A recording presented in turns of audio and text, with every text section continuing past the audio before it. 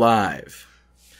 Now, if y'all remember properly, last time we were on the air, it was at 3 in the morning because some asshole turned on the recording system for some fucking reason. Now, I have with me my good friend, Sami Solser. Oh, yeah, yes, sir. It's good to be back again. Hello, everybody. It's just nice to be here. Isn't he lovely, folks? All right, Sami. Well, now while I got you here, I believe you wanted to tell us a story about your past, right? Nice story about the days in the war. Of course. Well, let me just set the stage. It was 19. No, it couldn't have been then. No.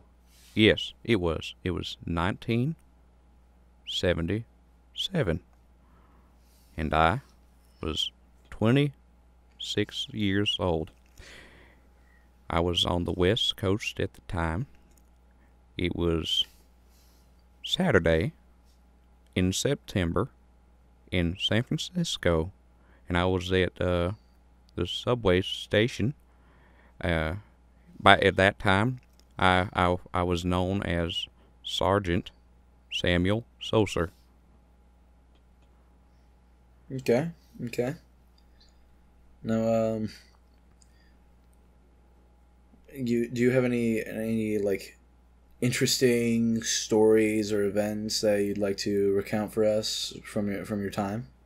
Well, of course. Now this wasn't one of the most well-known wars. It was kind of a secret, and it was against the well, I think it's declassified now, but it was against the Mole people, the burrowing Mole people under San Francisco. Now, we thought they could be our allies, but they had other ideas. They were chewing up the subway cables, and we just weren't going to have any of that. So we tried to broker some peace, but unfortunately, that didn't go how we wanted it to, and so this covert, well, secret, if you will, war had to take place under the streets of San Francisco, and those were some scary times. So in this war you fought against the Mole people? I'm not gonna lie, Sammy. That sounds a little hard to believe. Well, the thing is, we've all heard about Mole people, but everyone thinks it's a big old joke. Now, I'm here to tell you today that those Mole people under San Francisco, now they were real as far as I could tell. I mean, I was in the services. I can't discuss exactly which branch. They're secretive. But I was in the services to fight this war. Mm-hmm. I just know what I know, and I got some battle scars to prove it. Is that right? Yes, sir. Would you mind describing some for our viewers?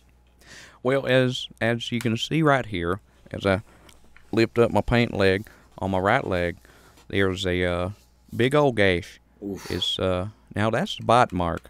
That's when the mole person, well, he was very mad when I came down as a representative of San Francisco's and therefore America's finest service members, and well, he just weren't gonna hear none of it, and I tried talking first, but eventually things turned sour, and I had to run away. I had to run myself out of them tunnels, back up through the subway, but as I was trying to escape, now this one mole feller, he had suspenders on. They wore They wear nice clothes. I like their clothes. He had some nice style. He had suspenders, and he also had a checkered shirt, kind of like the Country Bear Jamboree. That's how they were dressed. Now he tackled me, and he bit my leg, and now there's a big old scar about 6 inches running down the front of my leg. Were you all successful in your war against the mole people? Well, there wasn't so much fighting going on down there. We tried to resolve things peacefully, and now there was a scuffle or two, but mostly it was just fisticuffs, and no shooting or nothing, because there were explosive gases under the city. Well, like the methane and the sewer pipes and stuff. That gets all aerosoled, and you don't want any fires or gunfire going off from there, because that could be damaging to the local ecology. So we couldn't fight. We just had to use our fists and boxing gloves, because we're civilized. They're civilized, and we just patted our fists and went at it like that. So after a few rounds, we asked each other, well, we're not going to leave, and we can't have our subway lines bitten through, and we know you aren't going to leave because you've been here longer than any of us.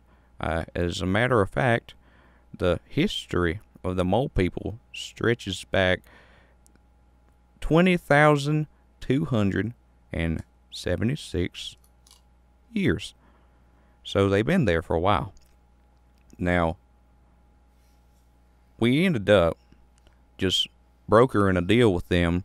We'll give you some subway cables just to chew on, because I'm sure they feel good on your teeth. So we just deliver subway cables, and it seems to soothe the soul of these mole people. So you just kind of sacrifice to them every so often. We didn't. No.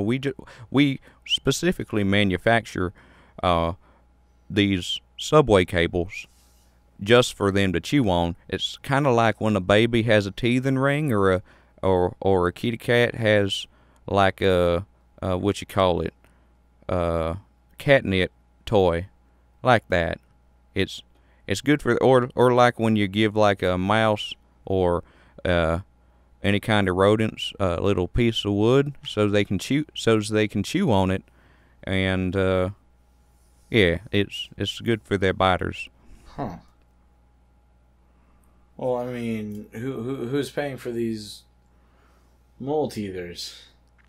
Well, we didn't want to make the citizens of San Francisco have to pay for it alone, because no one knew that the mole people were there when they built the city originally.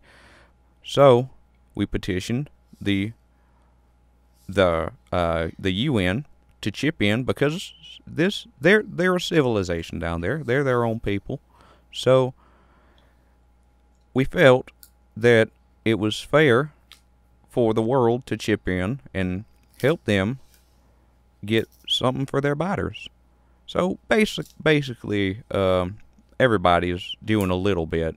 It's like a fraction, 0.00056. Well, I guess you could round that up to 0.0006 of a penny for everyone in the world. Every year, it doesn't cost much. And it makes so many mole people very happy. Well,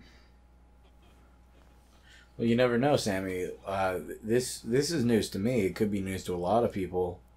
There might be a good few people who just can't accept that their money, no matter how small the fraction is going to go to a bunch of people who don't even work. Well, they work for their own societies, and You know, it's not the most ideal situation, because if we weren't giving them these subway cables, they have shown time and again that they would just go up into the subways and bite our cables that are in use. And, well, we felt like that was a pretty nice situation. They're getting something for free. Do they do anything for us in return? Well, I'll tell you a secret. That's where suspenders come from. They make them. That whole style was from the mole people. They gave us suspenders in checkered shirts, and also the straw hat, and really, and moonshine. That's where that came from. That's okay. Now that's the breaker right there. That makes everything better. All right. Well, you heard it here first, people. Fuck. You heard it here first, people. Mole people have made and introduced to this world the straw hat, the checkered shirt, the suspender, and moonshine. You have moonshine. You have these mole people to thank for moonshine, and you better be fucking thanking, because god damn it, I know each and every one of you enjoys it. If we have any mole people viewers, please don't fucking cheat the cables. That's really dick move. Like, come on, man. It is. Well, come on. It's unbecoming. It's anyways, very nice. Sammy, do you have anything that you'd like to say to any of the mole people or the humans before we sign out today? Well, first I'd like to say to the mole people that we're very thankful for all the advances in style and alcohol production that we've gleaned from all of y'all's cultural and amazing efforts. And to the mole person who bit my leg all those years ago in 1976 when I was 26 years old, I forgive you. I understand that I was encroaching on your land, and I understand, and I forgive you. And I'd also like to say to those who were just made aware of this declassified information that the mole people are people too, just like us. They're doing their best to make it in this world, and I think they'd be happy to make some friends with the rest of us. Beautiful. That's a very inspiring message, Sammy. I've got to say, very inspiring. Not a lot of people are going to listen to it because, let's be honest, most of the people in this world, they're fucking assholes. But anyways, thank you very much for coming back on the show. It's always a pleasure to have you. Well, thank you so much for having me. It's always nice speaking with you, Split. Thank you very much. It's very nice. And that's the end of our show, ladies and gentlemen. Stay tuned. Up next, we're gonna have playing Danny and who's the fuck's it? I don't know. Get the fuck out of my get off my show. Turn off the cameras. We're done. Well, okay then.